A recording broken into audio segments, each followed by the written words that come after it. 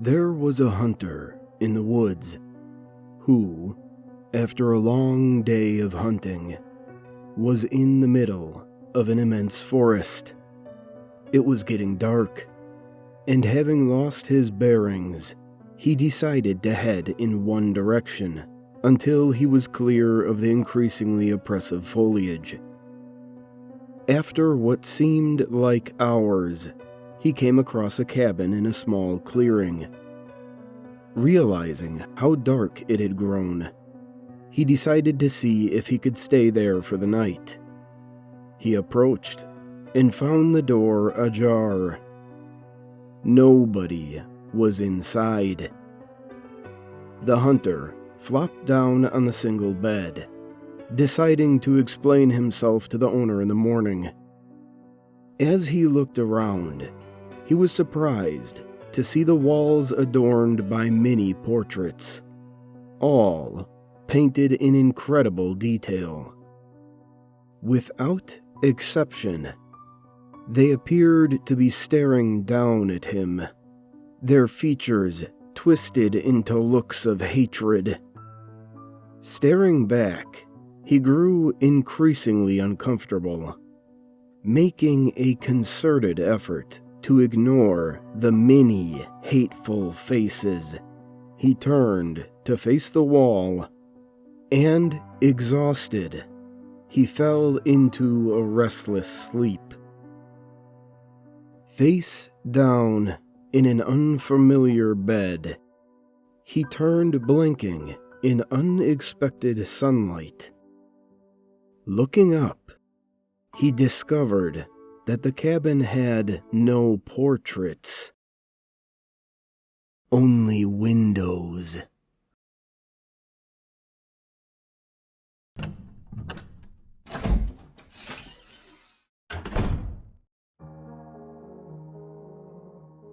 Coffins used to be built with holes in them, attached to 6 feet of copper tubing and a bell. The tubing would allow for air for victims buried under the mistaken impression they were dead. Harold, the Oakdale gravedigger, upon hearing a bell, went to go see if it was children pretending to be spirits. Sometimes it was also the wind. This time, it wasn't either. A voice from below begged, pleaded to be unburied. "You Sarah O'Bannon?" "Yes," the voice assured. "You were born on September 17th, 1827. "Yes." "The gravestone here says you died on February 19th. "No, I'm alive. It was a mistake. Dig me up. Set me free." "Sorry about this, ma'am," Harold said, stepping on the bell to silence it and plugging the copper tube with dirt. "But this is August. Whatever you is down there, you ain't alive no more. And you ain't coming up."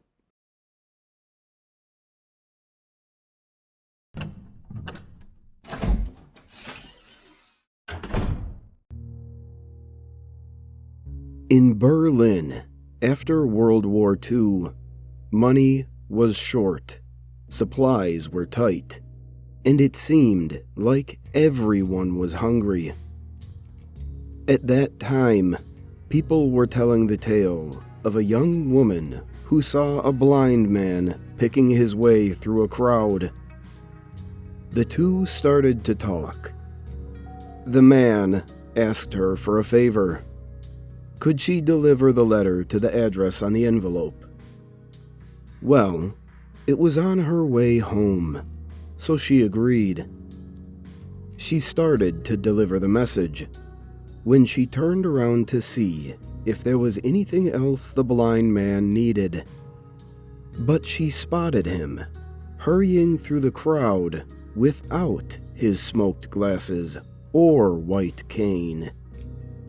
She went to the police, who raided the address on the envelope, where they found heaps of human flesh for sale. And what was in this envelope? This is the last one I'm sending you today.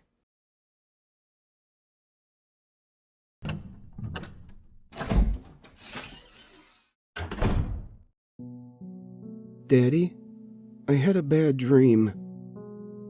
You blink your eyes and pull up on your elbows. Your clock glows red in the darkness. It's 3:23 a.m. Do you want to climb into bed and tell me about it? No, Daddy. The oddness of the situation wakes you up more fully. You can barely make out your daughter's pale form in the darkness of your room. Why not, sweetie? Because in my dream, when I told you about the dream, the thing wearing Mommy's skin sat up. For a moment, you feel paralyzed. You can't take your eyes off of your daughter. The covers behind you begin to shift.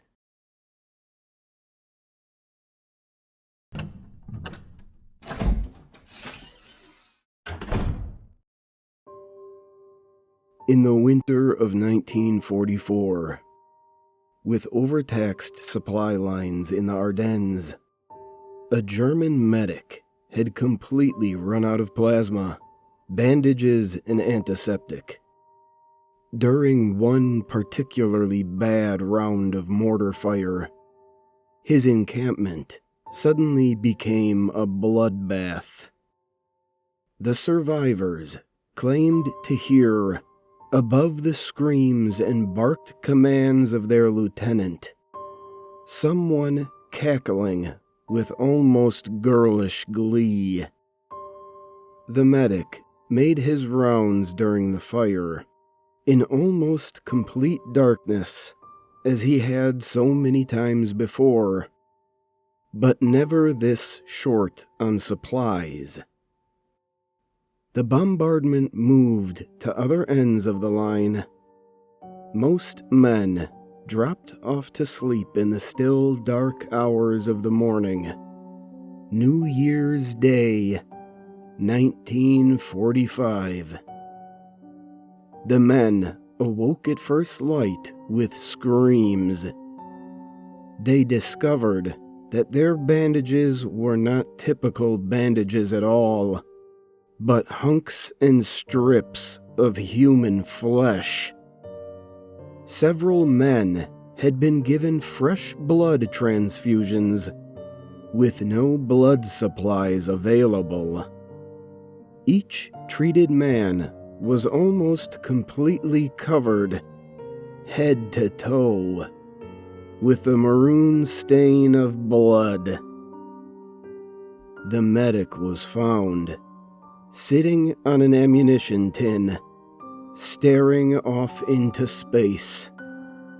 When one man approached him, tapped him on the shoulder, his tunic fell off to reveal all skin, muscle, and sinew had been stripped from his torso, and his body was almost completely dried of blood.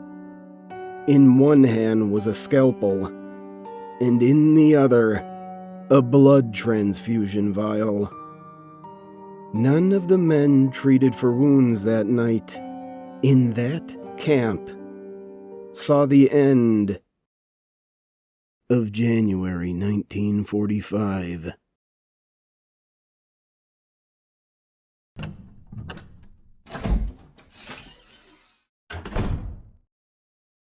Have you ever gotten a glimpse of something out of the corner of your eye? A simple movement, caught in your peripheral vision.